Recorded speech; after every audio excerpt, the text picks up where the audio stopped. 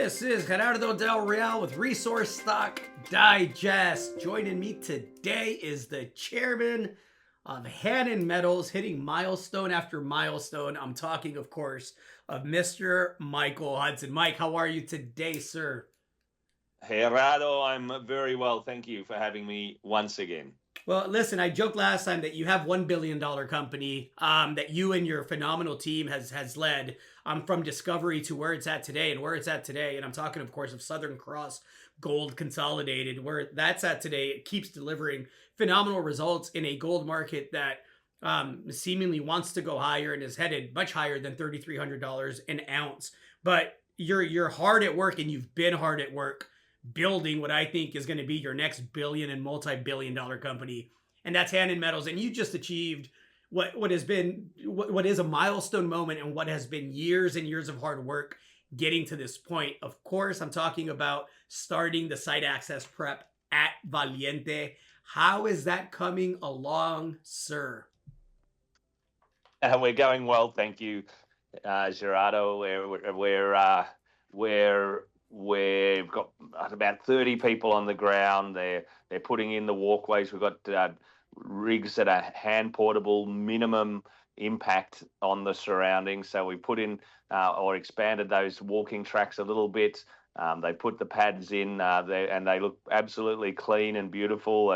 And we'll be ready to go by early May with the drill rig contract signed, and it's just one of those exciting times. You spend a long time developing and de-risking projects, and now cometh the truth machine. Let's talk about Vista Allegre. I understand from conversations that we've had and indications that you've made that Vista Allegre is likely going to be the first drill hole that is drilled. Is that accurate? The first target that's gets a drill hole into it? That's right. The area we are drilling we call Belen, and within the 9-kilometer Belen trend, there's 3 different target zones, and they've got all different names. There's the Vista Allegre target, which is the middle of the sandwich, if you like. That's an epithermal gold project. We love gold. Everyone loves gold, and we're targeting on the gold-rich parts of these systems. And then it's sandwiched by 2 porphyry copper and copper gold projects, which we call Ricardo Herrera to the south and Sortalecchio to the north. It's 40 platforms permitted over that 9 kilometers, equally divided, 12 or 13 platforms in each one of those targets. Vista Allegre itself is over 2.5 kilometers. There's gold in boulders, gold in outcrop, gold in soils. There's IP that extends and has context structurally and with the geochemistry. IP is induced polarization, a geophysical technique that can measure the sulfide content of the rock. Generally, sulfides are associated with the mineralized parts of a system, i.e. the gold-bearing parts. So we've de-risked it. There's not a lot of outcrop, and now we need just to drill those targets systematically, and no doubt it's a gold-bearing system, but the question is, what is the grade, what is the width, and how does it all hang together? And that's what only the drill rig will prove. I've known you now, and I'm going to end up dating myself a bit here, and you by default, Mike, but I've known you now for roughly 16, 17 years, give or take a year or two, and you are notorious, and we talked about this off air a little bit, you are notorious for over-delivering and under-promising, and I couldn't be more excited about the upcoming program. For those not familiar with the potential at epithermal gold systems like Vista Allegre is, can you speak to what you're hoping to see? Because this last news release was the first time I saw in a slide the company mentioned that Vista Allegre has multi-million ounce gold potential, right? You had been very subdued about not setting the table for that kind of expectation, but you've seen these systems for many, many, many years. What is the hope? While, of course, tempering expectation, right? Yeah. What I want to see is simply grade, and even a little bit of grade will give hints that the system can develop high grade, and that's what you want to see. And generally, it doesn't always happen in the first hole. And we've been talking about that our challenge is to find the best parts of the system as quickly as possible, not only from a cost of capital point of view, i.e. you need to drill it less with these lower market caps, but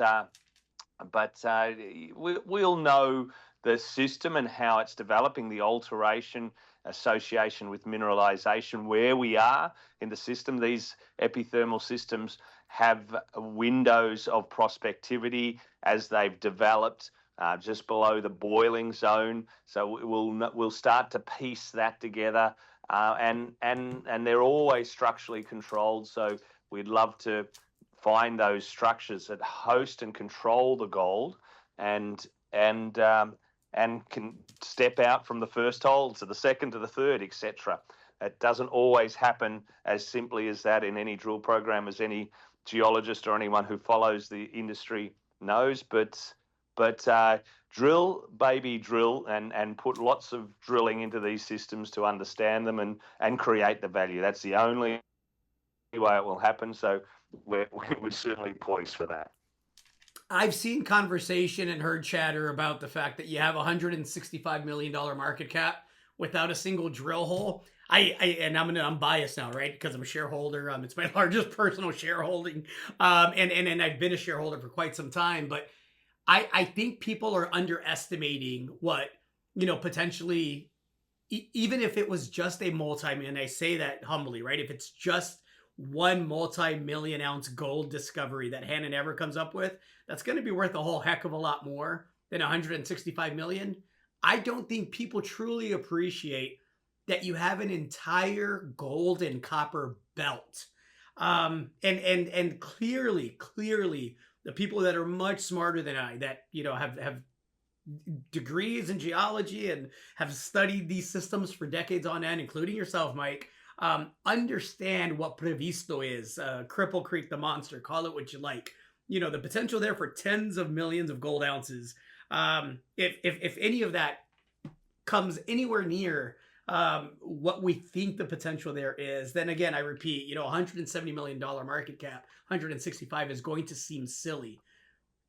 How are you de-risking Cripple Creek, the monster, Previsto, as we get to that part? Because I know that you're doing that simultaneously while also constructing the drill pads, getting the roads in, and getting ready to get the drills turning at Vista Allegre. Yes, so we are doing something that's very different, as you point out. There's something like 18 different porphyry and epithermal systems that we've got in this 150-kilometre long belt that we've defined from first principles. Few people have been sniffing around. There's lots of artisanal mining on that side of the Andes, or smaller scale mining, I should say. So it wasn't absent that people thought there could be something there, but we've certainly done infinitely more work to define these systems. So there's not many companies globally that have new porphyry belts in very fertile parts of the world. Peru's a top 1, 2, or 3 producer of copper and gold. So we just found a new one of those in a part of the Earth's crust that is so very well endowed. And then we're not a one-hit wonder show, right? We're really drilling this 9 kilometers at Baleine is I hate to say it, but it's almost the second prize, right? We found it earlier on, and we permitted it, and any one of these systems can be a significant company-making project in themselves, any one of those 3 that we'll be drilling over this year.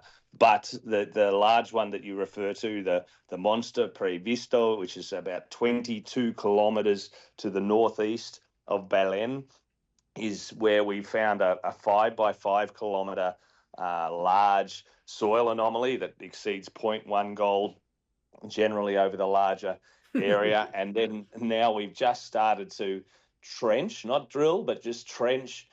In late December, we took those first samples and announced them earlier in the year. We trenched something like 26 meters at 5 or 6 grams over a broader zone of plus 100 meters that carried gold. And this is just finding pieces of rock that stick out of the very steep terrain there that is jungle covered. So it's certainly not targeted to finding the best parts of the system. It's just finding somewhere where you can sample.